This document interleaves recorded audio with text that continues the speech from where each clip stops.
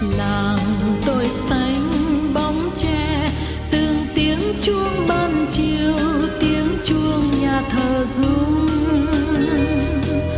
Đời đang vui đồng quê yêu dấu, bóng cao với con thuyền một dòng sông. Nhưng thôi rồi con đâu quê nhà, ngày giặc Pháp tới làng diệt thôn. Ôi, có nghĩ chỉ còn rau ăn thôi.